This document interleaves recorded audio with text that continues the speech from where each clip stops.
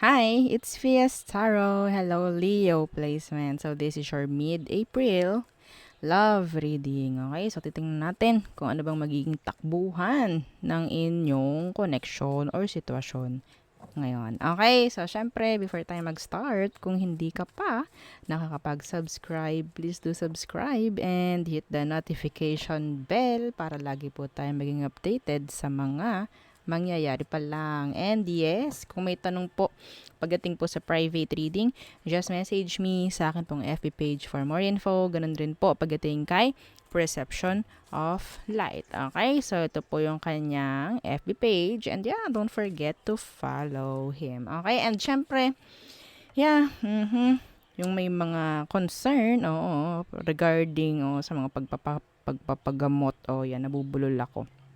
Sa mga gusto magpagamot, physical, spiritual, kung ano mang kulam, mga ganyan, like, ano pa ba? Yung mga possession, mga ganun. Possession, oo, may mga ganun po ha, may mga sanib-sanib ha. So, ang aming i-refer ay si Mr. si Mr. talaga. Si Kuya Dingsi. Okay, so, hi Kuya Dingsi if you're watching. Okay, Kuya Dingsi. So, yan po ha, message nyo po kami and then bibigyan namin yung details ni Kuya Dingsi sa inyo. Okay, so, what else? So, pagdating sa ating mga evil eye items. So, ito ang ating all-in-one evil eye bracelet. This is unisex. Okay, available in red and black strings with initial po, no, ng owner. Okay, so, ito naman si ating evil eye ring, non-tarnish, adjustable, and hypoallergenic. Okay, and ito naman yung ating evil eye necklace. So, ganyan siya. Okay, non-tarnish, mayroong extenders, okay, and hypoallergenic. Okay, so isa naman nating design ng bracelet. So, ito siya.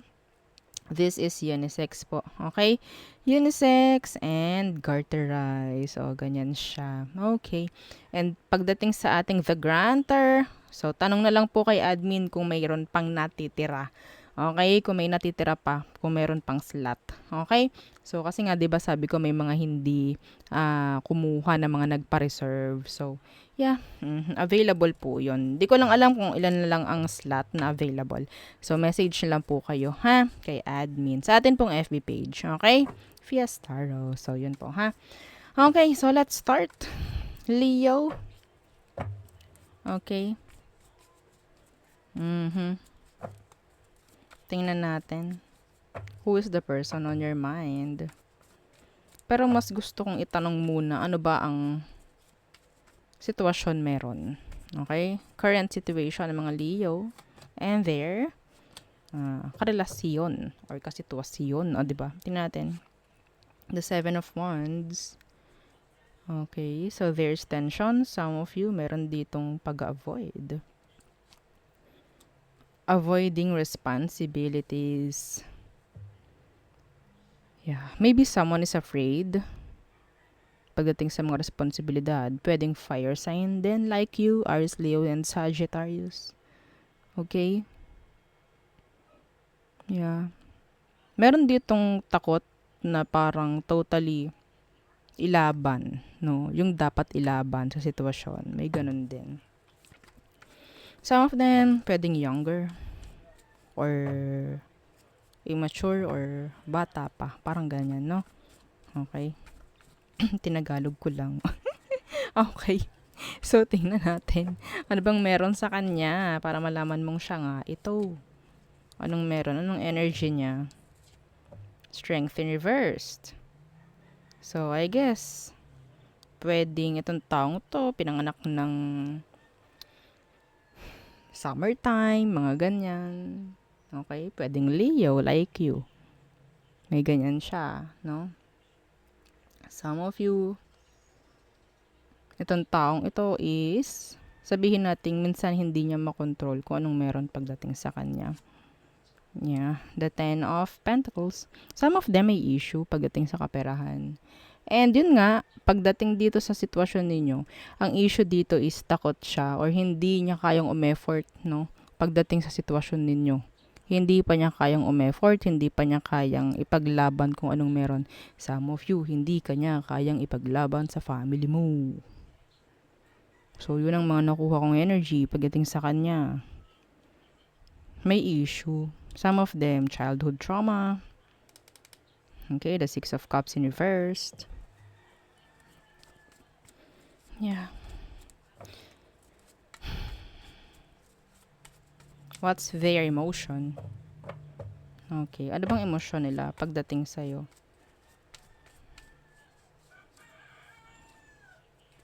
Ang gulo. The Five of Pentacles in reverse. Okay, the Star. Trying na maging hopeful pa rin, no? Pagdating sa inyong dalawa. Yan, ganyan siya. So, ina-avoid nyo yung drama, ina-avoid nyo yung kung ano man. This person is hopeful. Okay? Pagdating sa inyo. Pero, sa ngayon, parang meron pa siyang hindi kayang ilaban pagdating sa'yo. Tingnan natin, ha? What's their next action towards you, Leo? What's their next action? Ace of Cups and the Knight of Cups. Eventually, kapag naging okay na yung sitwasyon nyo, masasabi natin kaya na nitong mag-offer. Kung anong gusto mong offer, yon. Okay? Kasal. Yeah, long-term relationship with you. Yeah, this is an offering coming from them. Pwedeng water sign itong person mo. Pisces, we have here. Fire sign, Aries, Leo, Sagittarius, Leo. Earth sign, Taurus, Virgo, and Capricorn. Aquarius, Pisces, water sign. Cancer, Scorpio, Pisces. Okay? So, I think ayaw ka lang din talaga ng taong to na parang mapapasama. Okay? So, I think iniisip ka rin niya, actually. May takot lang siya na baka hindi maging okay yung sitwasyon, if ever. So, hindi pa niya totally mag-go kung anong mga dapat i-go sa sitwasyon nyo. Okay? Yeah.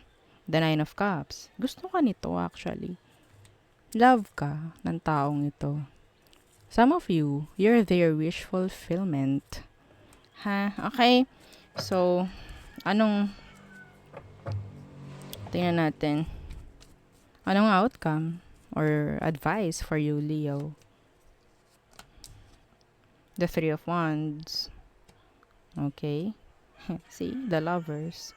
So, I think, kailangan lang talaga dito na pagiging open-minded. Oo. Like, bukas yung ang tawag dyan, pagkakaroon ng understanding, no, sa isa't isa. Parang may ganito akong nakuhang energy before. I don't know if that's Leo or Virgo. Parang, yeah. Kapag see death. This is energy na talagang may mangyayaring pagbabago. Yeah. Just be hopeful, parang siya. Okay? Gusto ka ng taong to. Sa ngayon lang is talagang marami talagang problem. Ayaw ka lang nito na parang, ang tawag dyan, idamay sa kung anong meron siya. So, iniisip ka ng taong to. Mahalaga ka para sa kanya. Okay? Eventually, darating sa punto na magiging kayo rin. Sa totoo lang. Maganda to. Okay? So, yun ang nakukuha ko. Maging hopeful ka lang din, no? Or sabihin natin, huwag nyong susukuan yung isa't isa. Hanggat nakikita nyo na sa tingin nyo, or sabihin natin naiintindihan nyo pa yung sitwasyon.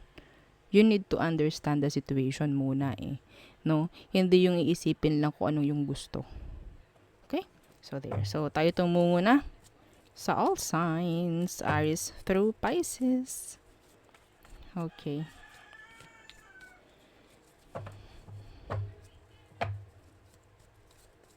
Okay, Aries. So, magiging tapat na or totoo si Aries, or pwedeng may mga sasabihin katotohanan si Aries. Taurus. So, magiging responsible si Taurus sa'yo. Pwedeng may mga ganap na pwedeng sabihin nating meron siya lang gagampanan. No, kung ano man. Being responsible like that. Okay? Gemini. Pwedeng meron kang hindi na-expect dito kay Gemini na pwedeng mangyari. Okay? Cancer. So, there's no effort. Yeah, wala akong makuha ditong energy ng paggawa eh. Okay? Leo. Okay, so, they want to nurture things. No? Parang ganyan. Virgo. So, they want you. They like you. Yes. Some of you, there's codependency with this Virgo. With this, Aristotle, Gemini, Cancer. Yeah, Virgo. Yes. Libra. There's regrets. Some of them, andun yung, panghihinayang nga. Okay? Pagkadismaya. Scorpio. So, pwedeng, some of them, ego or pride ang nandito. Okay? Some of you may clarity or sabihin natin, kasagutan na ibibigay sa'yo itong si Scorpio. Sagittarius. Okay, so parang humihina na or nagiging weak na. No, yung kung anong meron sa inyo. Some of you, there's separation with this Sagittarius.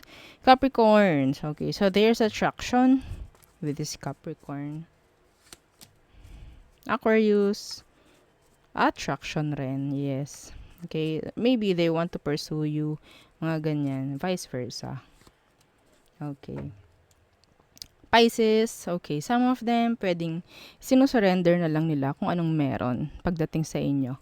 Okay, sinusurrender na lang nila lahat kung ano man ang meron. Okay, so, yun ang ating reading for you, Leo placements. Again, don't forget to subscribe, like, and share, and follow our FB page. Thank you. Bye!